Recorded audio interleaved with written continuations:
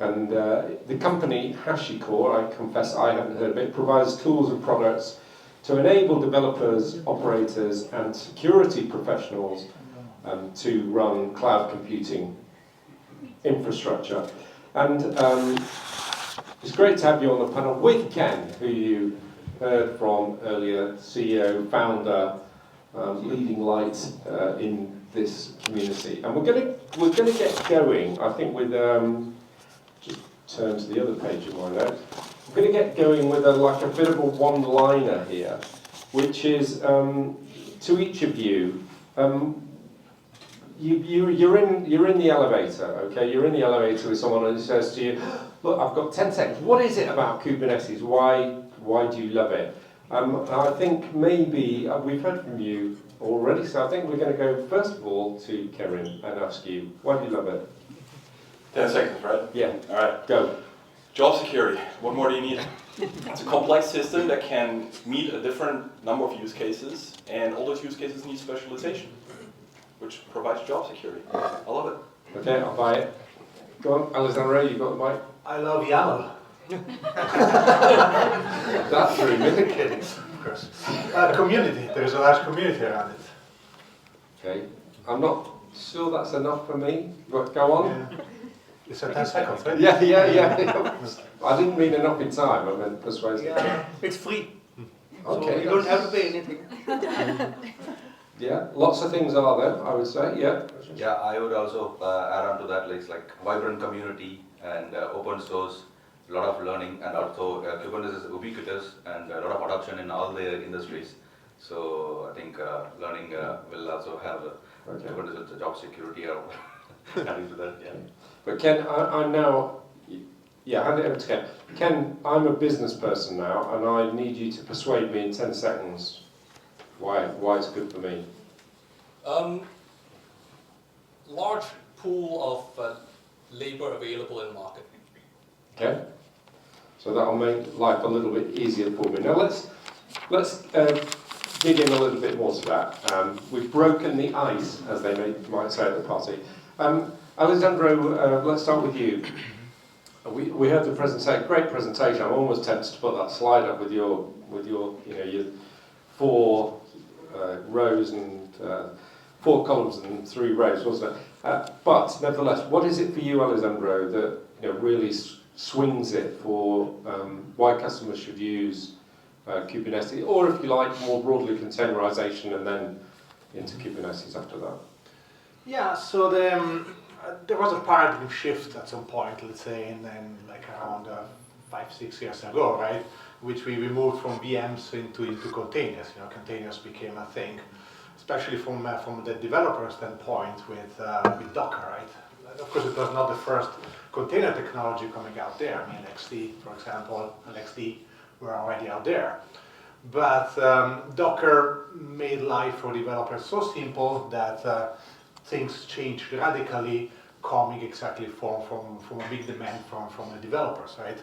So we on the infrastructure side had, of course, to provide something that could be more than just VMs, right? And that is the moment in which a lot of competing projects came out, right? So Kubernetes was one of them. Docker Swarm, of course, was another one. Mesos was another one. So for some time there was a little bit of competition, if you want, between all these projects, right? Who won at some point, as we all know, is Kubernetes. So the main reason why Kubernetes is the platform to go is not only because it solves a problem, because also other solutions can solve the problem, but it's also because there is an enormous community around it, right? And there is so many people that can actually already provide expertise. So if you are beginning on Kubernetes, somebody else can already come and help you out with it, right? And it happened because, of course, Google pushed behind it, having initiated it, and then so many other companies rallied behind it, right? Rajesh, if I turn to you. Cognizant is a large services company, am I right? So you're dealing with clients across the world. Yeah. So talk to us about your clients' demand. Do you have to persuade them of the benefits of containerization, or are you responding to their needs? How Yeah. How are you finding the client discussions? Yeah, exactly. So basically, what happens in the past, since I come from the telco part of the domain, so back in time, we are all the telco applications are mostly based on the hardware dependency, but going forward, when you move across time, when you are making use of the container orchestration platform and all the microservices. So now we are also talking about 5G.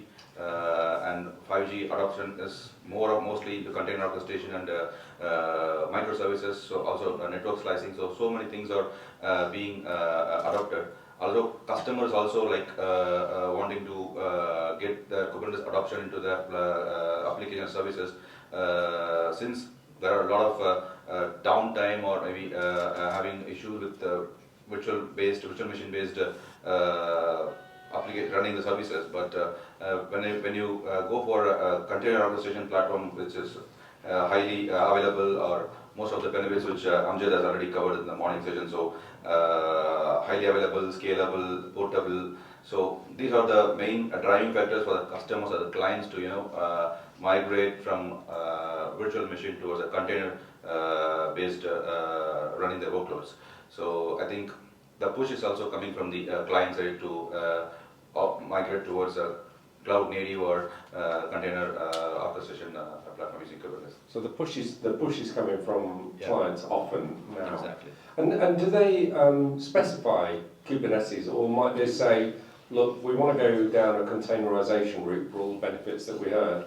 So which one do we go with? Do they ask you that, or? Yeah, basically since again I'm highlighting here the telco clients or service providers are basically into the on-prem, which is again I also work in my day job with OpenShift, which is a product coming from Red Hat. So more into the on-prem OpenShift flavor of Kubernetes basically. So not into any hyperscaler or AKS or EKS. So, but major chunk of the data or applications running in the on-prem for the telco part of the business. Yeah. Okay. Thank you very much. Let me turn to Kerim, if I may. You've used a lot of different container management approaches, have you not? So your perspective on the different pluses and minuses, and how the market's shifting and how clients are moving as well. I'd be interested to hear your perspective on that. I think the biggest change that's been beautiful to watch is the IT industry, as always, emulating another industry and picking the idea and selling it as new. Shipping containers for real ships worked for 60 years. We were like, you know what, we should do that for Linux, we should do that for our workloads. It's great, right? Standardization works. That container that's built in Asia and ships around the world fits on our truck here. What if we bring that to our IT infrastructure? It's beautiful, it works.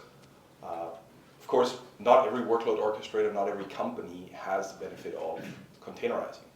We talked about KubeVirt, which I think is a good way of getting stuff in when you can containerize.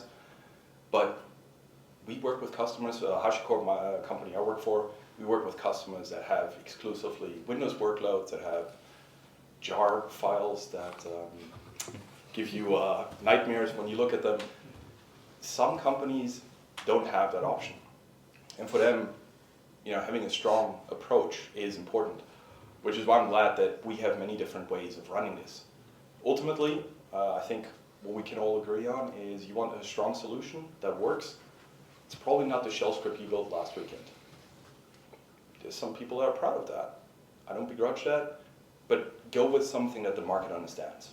It's not just about job security. I think it's also about having access to a large pool of people that can help you solve the problem. Because ultimately, the company you work for wants to make money, and if your stuff breaks, and there's nobody around other than you who can fix it, it's a problem. It's a risk. So Amjad, have you heard anything that's added to your thinking here that you want to add from your earlier presentation? Yeah, definitely. Like when there is a new technology in the IT world, like people are just running around it. Like let's move to the cloud. Nobody thinks about it, like if my workload is suitable for the cloud or not. Same thing is happening with the Kubernetes on the containerization as well. Like it's a Kubernetes, it's a very fascinating technology, lots of people are there and they are talking about the benefits and all. and your workload is not suitable, still you are just pushing it to the Kubernetes. That is not the right way to do, I would say. Same thing's happening when we are migrating the workload from the on-premises to the cloud. Like, oh, everybody is going to the cloud, let's go to the cloud. And I can see like after the COVID, the trend is just getting higher and higher. And now, after when we are just get rid of COVID, people are start get rid of the cloud as well. So yeah, means like you should assess your workload. You should see like if it is getting fit into the containerization and the Kubernetes or not. Then only you should consider that thing. Otherwise, you are just ending up with like not a very efficient environment, I would say. Currently, I'm working in a manufacturing company. They are actually making containers, and not the containers which we are talking about, but the food containers and the cans and all. So, yeah, it's like as a manufacturing company, we do have like a lot of OT devices, softwares and all. They're definitely not going to fit into the containerization. Not now, for at least. So we are not just pushing everything to the containerization or the Kubernetes. So I would say like we should first assess the environment. We should see like if our application or workload is actually getting fit into the Kubernetes or not, or the containerization or not, and then only we should consider to take the decision to move into the containerization. So in that particular instance, are you advising them not to go down? Are you actively advising them don't go down, or are you going along with their ideas reluctantly? I'm saying like not blindly going there. Okay. If there is a new application, it can fit into the containerization, then definitely go for it, because of the lot of benefits which we do have, which I explained earlier. But if it is not going to fit into it, or if it's a small application which actually doesn't need the Kubernetes, as I mentioned before, like Kubernetes comes up with like a lot of complexity as well. Just for a small application which can run on a couple of virtual machines, just because of there are a lot of talks about the Kubernetes, you are moving to the Kubernetes, you have to hire the people who has the skill set, who can manage it. Then you have to make sure like the people does know about the other open source software as well, like the security softwares and all. Otherwise, it will be very hard to make it secure. I'm not sure like if you guys heard about it, but there was a big security vulnerability breach in the Tesla for the Kubernetes itself. Yeah. So like it was a very big company. It does have like all the technical experts and everything. Still they got it. Yeah. So yeah, that's what my understanding is, or my advice would be, I would say.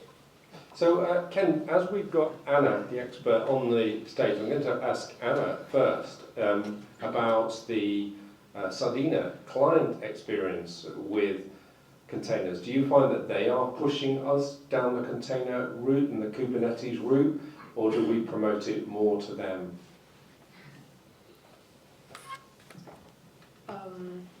Yeah. Particularly some customers using Kubernetes for their workloads, for containerization. But it depends on their needs. And some of them don't use it never. Somebody use most part of workloads on Kubernetes. So Ken, anything to add to that? So we have a fairly pragmatic approach. Now, if you look at workloads, they may run in containers, they may run on VMs, they may run bare metal. But what's the one common thing across them all?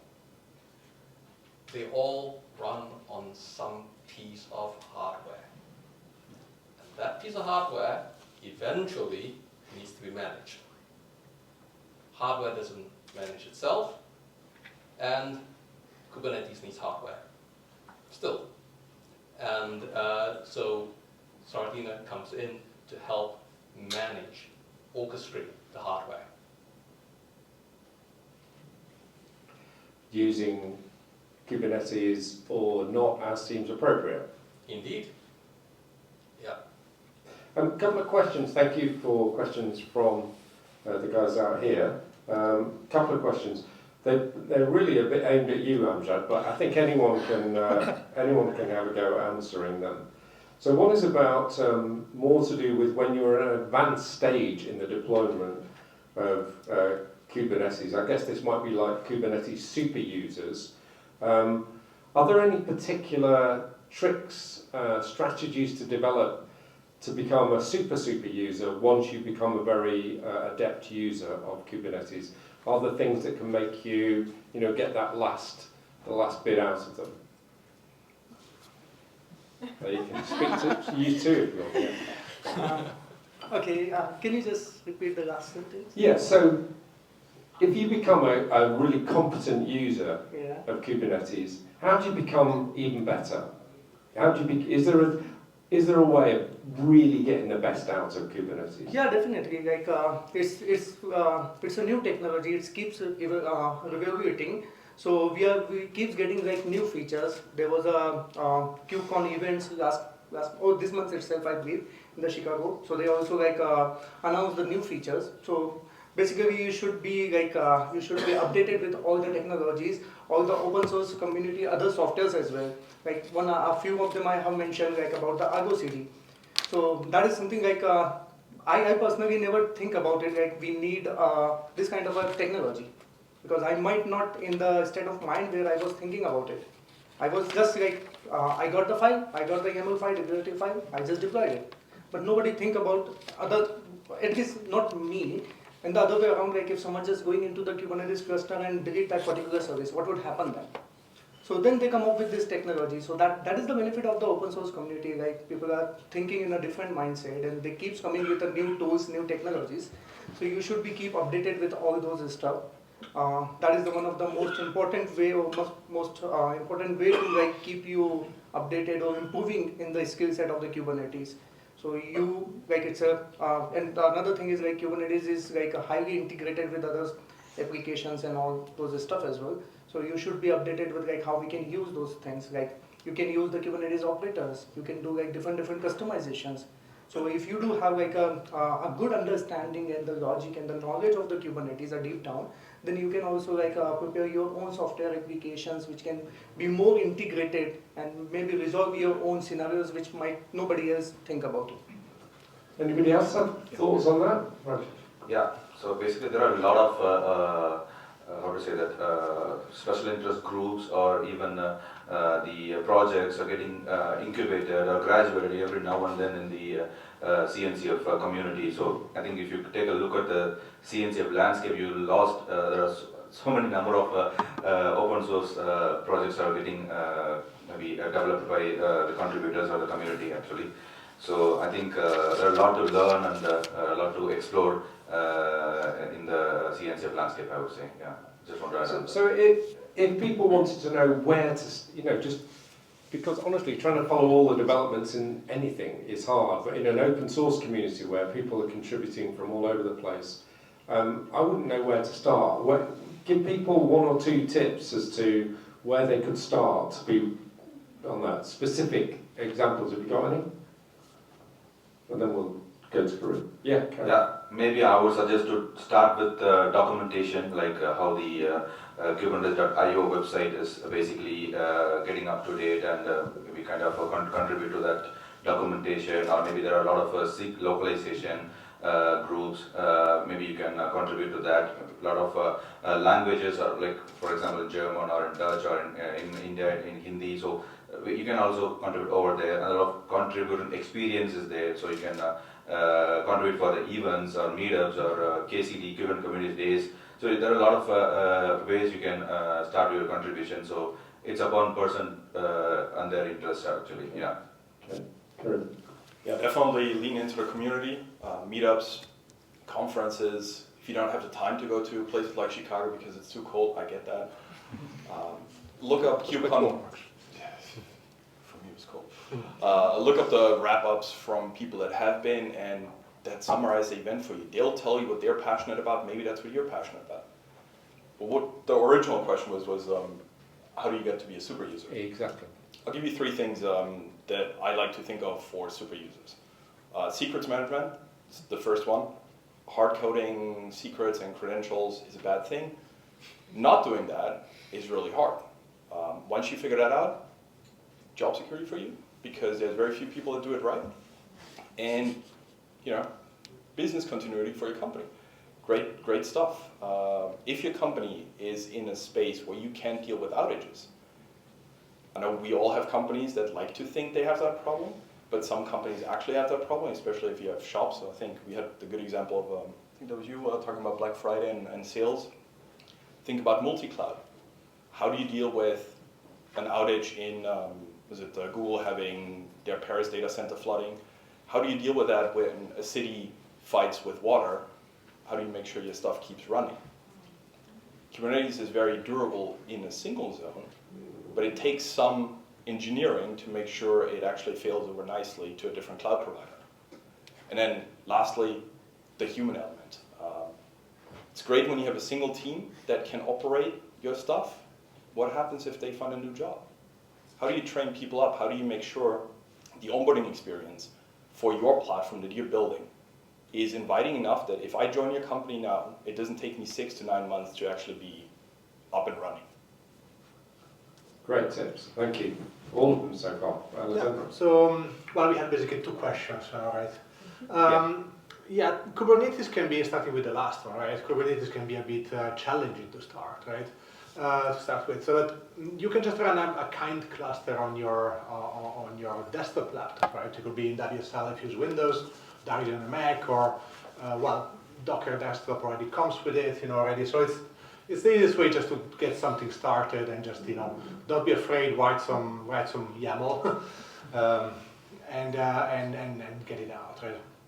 And then everything, the learning curve might be a bit steep, understanding all these concepts, but once you have it, once you understand the key concepts, it becomes relatively straightforward how to write and create applications for that.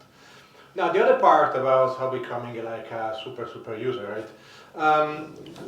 I think that more than focusing on Kubernetes itself, because you'll get there by just using it and learning it, right? You can get certified, you can study, you can attend conferences, whatnot. But I think the most important thing is that Kubernetes is just a platform, right? It's as good as the stuff that you put on top of it. For example, last week at KubeCon, right, in Chicago, I enjoyed, for example, following the AI tracks, right? There was a lot of things going on. For example, you might expect that on Kubernetes there is one clear way for doing AI, right? It doesn't matter if they are LLMs or machine learning. In reality, no. You can clearly see that the community is exploring all the possible ways of doing that. Like, of course, Kubeflow is one of those, but there are so many new things that are coming out through that. Right? So Kubernetes at the point is becoming just a platform. On top, you can become, and on top of that, you can become an expert in a particular domain or another, right? Another thing is like, for example, OpenShift is particularly successful because of the mix that the Kubernetes platform with the CI/CD and developer story on top, right? So you cannot be, in my opinion, a very good expert and a super user in that if you not only if you don't master Kubernetes first, but also how to master properly GitOps and everything, and how to write CI/CD pipelines, and whether you use OpenShift or not, right? So those are, I think, two important things. Anybody else? Anything to add on those super user topics or sources of information? Anna, there's a couple more questions from the audience. Shall I take them before we move on to your... Okay.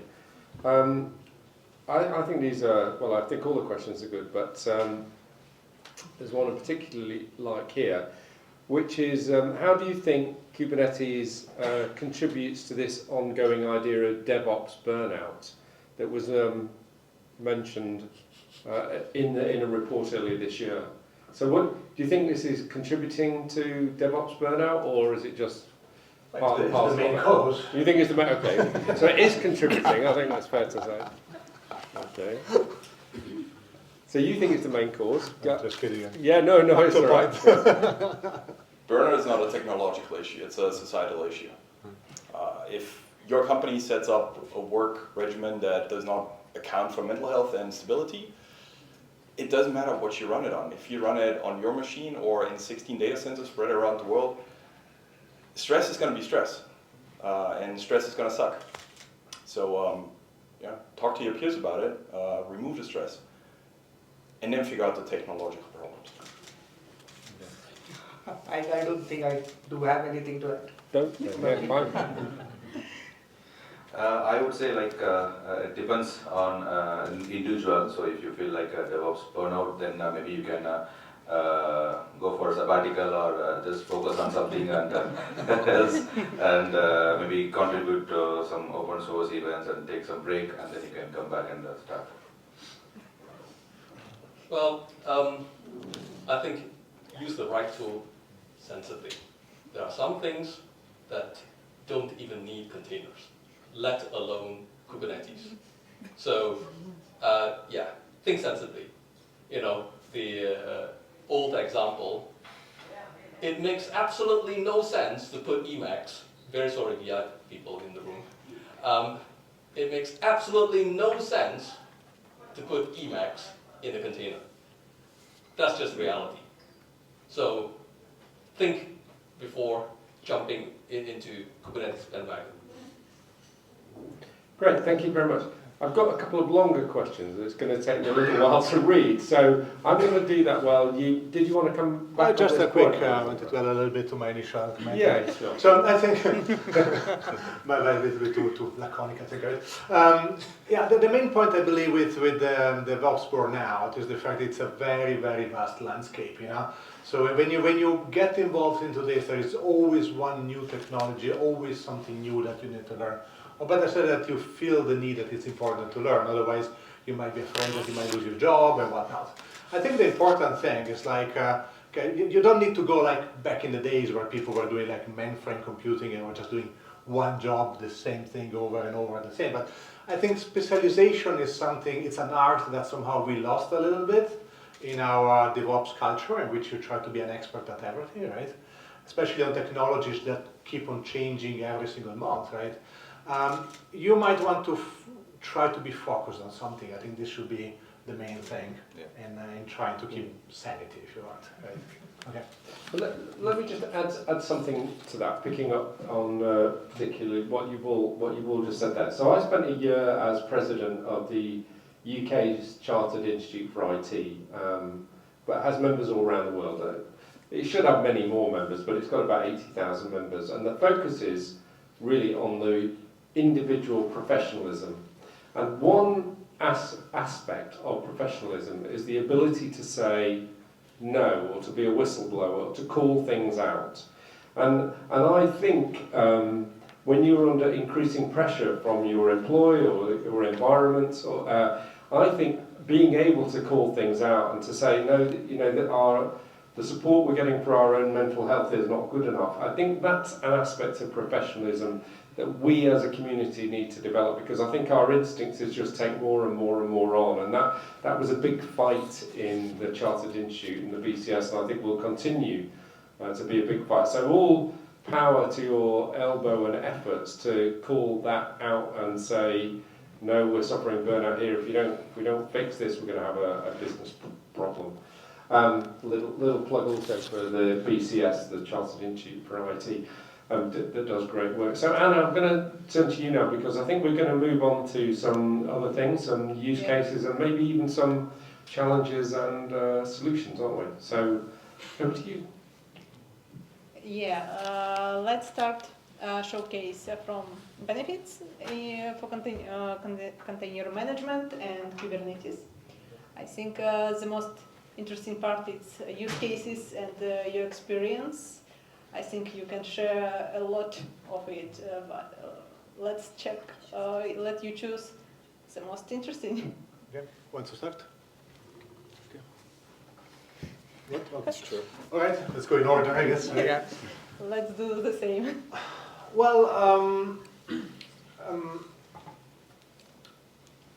there are a bunch of things I think that are relevant in this case, because we have customers that are happily using Kubernetes in a variety of scenarios. Some of them, for example, involve migrating workloads from traditional Windows environments, right? Which means be something, I don't think anybody mentioned yet Windows in this particular use case. That's a part of an area where we come from. Windows has the peculiarity in which there is a lot of dependency usually between the applications, the underlying API, and there's a lot of bleeding between, let's say, a graphical user interface API and core operating system API traditionally, right? So when you move to something like Nano Server, which are the smallest possible Windows containers, you end up very often finding out that the applications are actually not starting because they are missing export in a DLL, for example, which is not available, right? I think some of the biggest successes we have, for example, was actually in porting those type of applications that people were saying there is no chance you're going to containerize them, right? In that environment and embedding it together with the rest of the Linux world, right? So I'm basically bringing two generations of developers together. The traditional Windows ones on one side and the modern type of Linux DevOps. Okay? That's, I think, a very important success that we had, without mentioning specifically customers and so on. Biggest success for us, I think, has always been being able to provide a base template that hits 50 to 95% of what we need and what we want the application team to use. And basically making sure, secrets management is done, networking is done properly, firewalls, security, gatekeeping, everything that you need. And then the application team can focus on their very small area that they want to focus on, while knowing there's a whole team, there's a platform team supporting them, there's a release engineering team, and that makes the whole engineering workflow a lot faster. It builds trust. It builds trust both ways, which I think is always great, because generally security teams want you to trust them while making your life hard.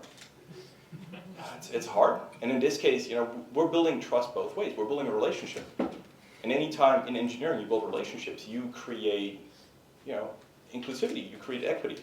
So I think for us that it changed the way we worked.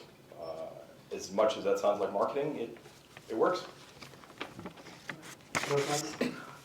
Yeah. So for us, in the current one, we are still getting into it. We are still trying to convince our people to containerize the application or modernize the application, and we also have to explain the same things to the board members why we are spending money, which is going to save money later on. So yeah, those are the challenges we have. But in my previous organization, we used this Kubernetes architecture in the deployment for the different part, where we were not sure if we are going to stick with one of the environment or maybe on premises, where we will have the some roadmaps to moving to the cloud, but we are not ready to move to the cloud now. So we can have the containerization, and we do have a base where we can just pick it from the on premises and put it to the cloud. So with the help of the portability and easy to migrate way.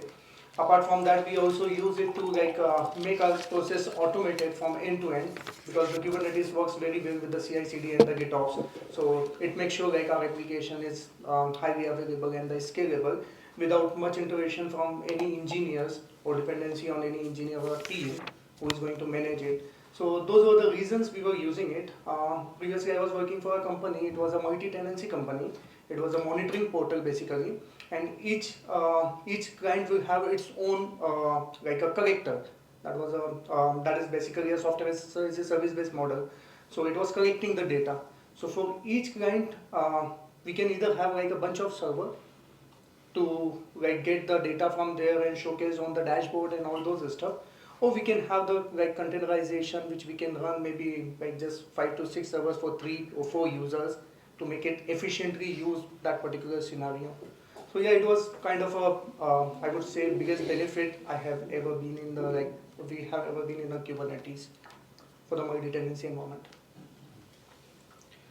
Oh, a lot of benefits and use cases have been shared by other panelists, but one thing which I would share would be updating your Kubernetes cluster or platform. Basically, back in time, we were using a single platform for all the tenants or applications, and it's really hard to convince other application owners or tenants to update their application to the latest version of Kubernetes. But now Red Hat recommends to move into a direction called as cluster as a service from sector as a service. So each vendor has its own Kubernetes cluster, so it's independent of other tenants. So basically, it will also You can when you want to update your Kubernetes cluster, and you don't have to depend on the other last application owner or tenant to be you need not to wait for them. So basically, whenever you want to update the cluster, you can go ahead with that. And also, I hope the last application or the tenant who is actually running their workloads also up to speed to get the latest Kubernetes updates. So that's what one use case of benefits which I recall at the moment. As you probably tell, I'm going to inject the point of view of sensibility. Now, so a particular organization, they have quite a broad set of applications. So some applications that fit well on the VMs, some that run on Kubernetes, and they need an infrastructure to be able to do that. So we provide them with the software to run that infrastructure, including storage side, Ceph, and OpenStack run the VMs, and using OpenStack Magnum to provision on a per tenant basis the Kubernetes clusters. This is all great, yeah? And the organization gets the benefit from the flexibilities of Kubernetes. All fantastic. But there's a problem. This organization was running servers in an office building with air cooling, with very particularly interesting air cooling. It was literally a hole in the ceiling. And cold air was just blowing right in the middle of the room, and hope for the best. So, you see, in situations like this, it doesn't matter what you do. First problem to solve is that hole in the ceiling, not Kubernetes. So that's my input on sensibility.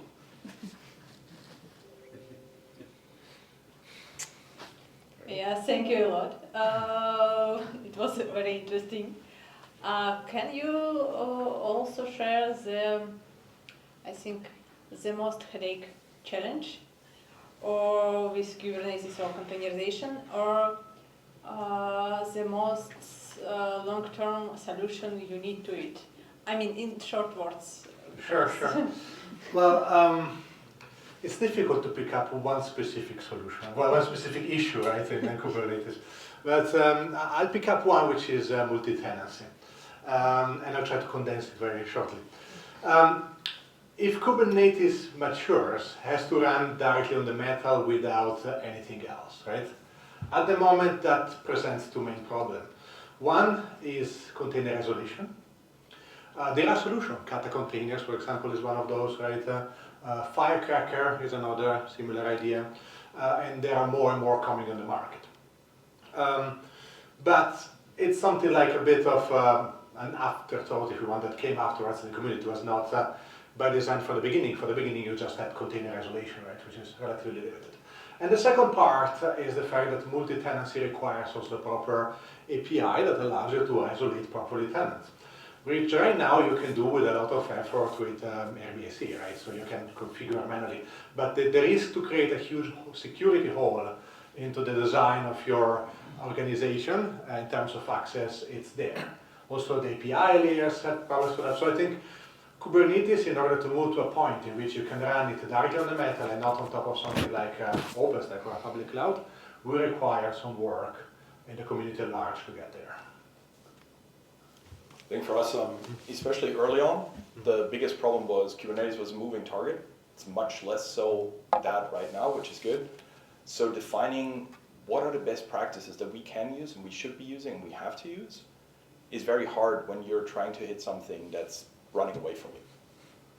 So it took us a while to figure out the best practices, and of course, it's IT, so senior engineer leaves, new senior engineer comes in, so the best practices are now outdated, because every senior engineer knows their best practices are the best practices. And so, as that keeps changing, you build up a repository of actual best practices, but that takes time, so huge headache. Yeah, for me, the biggest challenge is to convince the people to go to the containerization. And once they are there, then we can convince them to be on the Kubernetes. Yeah, so it is always challenging to do the containerization itself and convincing the development team basically, because they never heard, they never hear anyone else mostly. So yeah, it is challenging, and also there are a few things, actually more than few things, which is challenging with the Kubernetes, which Kerim was keep mentioning about the secret management. That is not a good way with the Kubernetes as of now. They just encrypt with the base 64, which anyone can decrypt by using the base 64-d command, and you can see the secret values. So that is not good. So those kind of challenges we do have, and it's a open source community. We do have other challenges as well. So we need to learn other technologies, and it's we need to learn. And as Kerim mentioned, if the person who actually learned that technology he left, then we need to find another person who is matching that one, which is very hard because there are a lot of tools and things available in the market for the Kubernetes complexities and all, which I have mentioned earlier. And finding a person with the Kubernetes skill set is already hard, and finding a person who has skill set in the other Kubernetes tools is also very challenging. So yeah, this is something is kind of challenging with the Kubernetes. Okay, I would like to highlight two challenges. One is managing a fleet of Kubernetes clusters itself. It's very challenging because day by day the clusters are getting piling up. A lot of applications are getting from virtual machine to containerized. So I think that itself really a hard challenge for us to maintain and manage those clusters. So recently we are also getting some sessions from Red Hat for managing the advanced cluster management for managing a fleet of OpenShift clusters, or Hyper Shift for managing the global ACM. So I think talks are going on, but yet to be decided. So apart from that, the second one is observability, monitoring or alerting the hundreds of clusters, the pods and status of all those deployments. So I think the day-to operations of the Kubernetes cluster is also a bottleneck, a challenge, I would say. So these are the two challenges which I would like to highlight here. Yeah. I think for a business, Kubernetes is great because it's very, very, very large pool of people who will tell you that they know Kubernetes. You can try this. You put up a job ad that says, in one single requirement, Kubernetes. And I bet you're not going to get hundreds of replies. You're going to hit by thousands. Now, having thousands is a problem because you don't know which one of the thousands is going to be telling you complete nonsense and which one of them is actually somebody who knows their stuff. So, and then couple that with having to actually think about somebody who's actually can come into the organization and look at this as, is Kubernetes even needed? Now, if there is such a situation where you need to consider whether Kubernetes is needed or not, then having the requirement of a techie who is familiar with Kubernetes, of course, for job security purposes, is going to say, absolutely, Kubernetes is the absolute must when there's a hole in the ceiling.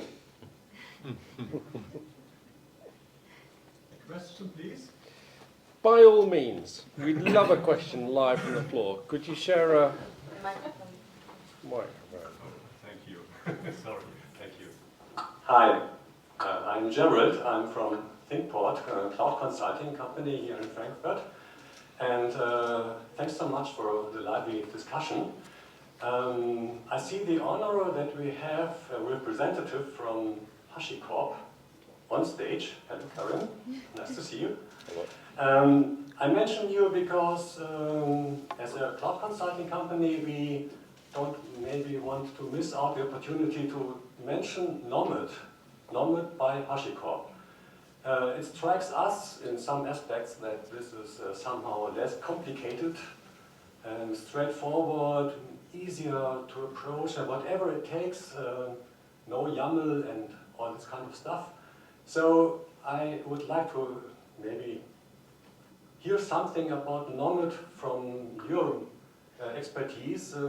Would the discussion about Nomad have been about the same as it has been with Kubernetes, or maybe different? And would like to. We can go to get a coffee, I think, and First, I need you to go on record that you weren't a paid. Beautiful question. Nomad, for the people that don't know, is a workload orchestration tool that works with pretty much any binary. So I mentioned we have customers that do a lot of Windows workloads, Epic and Roblox, huge fans of them. So if your Fortnite breaks, that's on us. When it doesn't, that's also on us. We're very happy about that. Companies like that, they don't have the opportunity to containerize. So they need something that just works and doesn't use a lot of resources. Edge computing, we've got a couple of interesting telco customers that put beautiful hardened cases in the middle of nowhere where you have a mini data center that just needs to work. And the more you spend in terms of CPU, in terms of memory on the orchestration tool, the less you have for your application, which balloons up your cost. So for us, that's the market we focus on. Nomad always gets compared to Kubernetes. I think that's a bad comparison. Kubernetes hands down won the container wars, and that's a good thing because people keep investing, keep making it better. For us, Nomad, we look for something that's operationally simple. Obviously, it integrates with our tools. Secrets management is a good point. We thought about these problems in a coherent way, and because we're the vendor for both tools, it makes it easier. That being said, ultimately, I think choose the right tool for the right job. Sometimes that bash script that you came up with that runs npms forever for your application might be the right thing for your company at that stage. It's probably going to be weeks, not years and not months, but having the flexibility to choose the right tool and not adding complexity when you don't need it, that makes a good engineer. Thank you for a positive words. I'm confident that you have you are confident that the future of Kubernetes is positive and it will be involved and become better and better to the best shape. I give a word for you. So. Very good. Well, I have nothing to add to that very good summary. And that just remains for me to thank you, my co-moderator, and our panelists for a lively post-lunch discussion. And thank you for your question from the floor. So let's give a round of applause to our panelists and to our